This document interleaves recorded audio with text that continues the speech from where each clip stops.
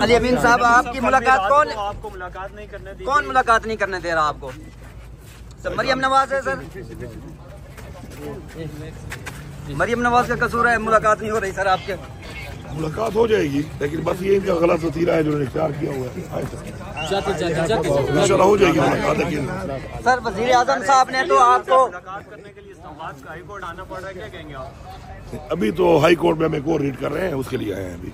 Sir वजीर आजम ने sir मफामत की, आप लोगों को दावत दी है, आपके चेयरमैन ने उसको वेलकम किया है। सर आप उस मफामत की ऑफर को कैसे देखते हैं? सर मैं तो यही कहूँगा कि जो इमरान खान साहब कहेंगे, जब तक उनसे मुलाकात नहीं होती है, उनका पैगाम आ चुका है, उस वक्त हमने उनके साथ कोई भी बातचीत नहीं करनी।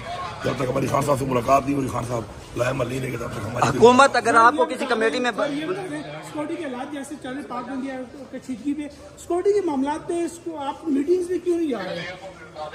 मैं इसलिए नहीं जा रहा हूँ कि मुझे इमरान खान से जब मुलाकात कराएंगे तो इमरान खान साहब मुझे लाएमल देंगे, और जो मसला उनका होगा, जो बातचीत उनकी होगी, वही हमारी पार्टी की बातचीत। ऐसे हालात में सियासत हो रही है सर, ऐसे हालात में ठीक है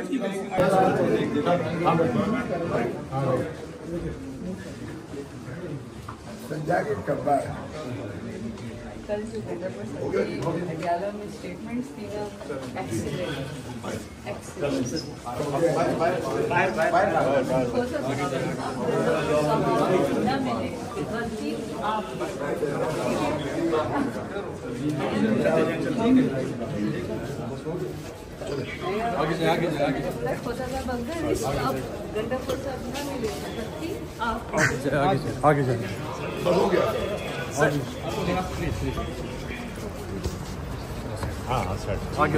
अली अमीन साहब, अगर आपकी मुलाकात नहीं होती तो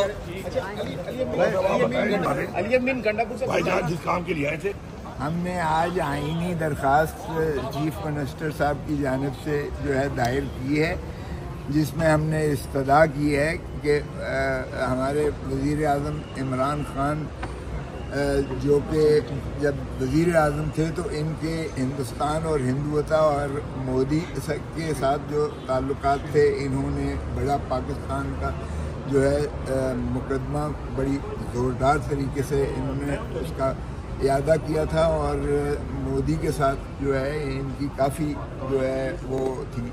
और मोदी समझता है कि इमरान खान न सिर्फ पाकिस्तान का हर दिल अजीज़ तरीन जो है कायद है, बल्कि इस्लामी उम्मा का एक ऐसा आउटस्टैंडिंग स्टेट्समैन है, सियासतदानी स्टेट्समैन है, जिससे वो खाइफ है। इसीलिए ये जो ड्रोन अटैक्स हो रहे हैं हमारे दानिश में, और हमारा वर्कर इस चीज़ पर बहुत ज़्यादा मुतजस्सिस है, बहुत ज़्यादा मुतफिक्र है, और वो हमसे मुतकाज़ी है कि खुदारा इमरान खान साहब की जो है वो उनको कोई आँच ना आने दीजिएगा।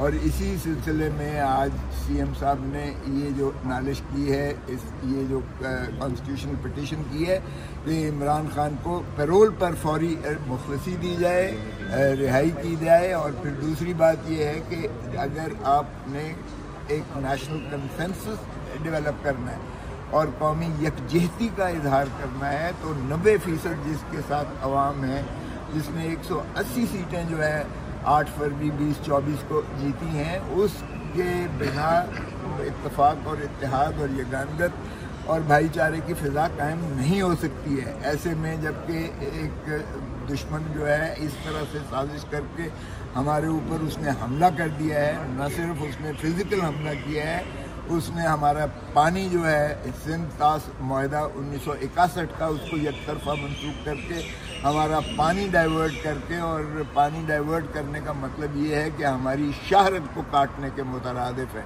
जिस तरह शाहरग कट जाए तो इंसान का जिस्म जो है वो मफलूज मर जाता है, इसी तरह पाकिस्तान के अंदर अगर पानी को बंद कर दिया जाता है, खुश्क साली होती है, तो जानवर तो क्या इंसान भी ज़िंदा रहना मुश्किल होता है। तो ये हिंदुस्तान ने खुली जंग जो है हमारे ऊपर मुसल्लत कर दी है, और इसमें कौमी यगानत तभी हो सकती है जब मोहतरम इमरान खान साहब, जो पाकिस्तान के सबसे ज़्यादा हर दिल अजीज़ और सबसे बड़ी पार्टी के सरबराह हैं, उनको फौरी मुखलसी दी जाए ताकि वो ही यगानियत और इत्तेहाद और इत्तेफाक पैदा करके कौम को एक शीशा पिलाई दीवार की तरह ये दिफाए वतन कर सकें। दिफाए वतन के लिए हमारे खून का आखिरी कतरा भी जो है हाजिर है, लेकिन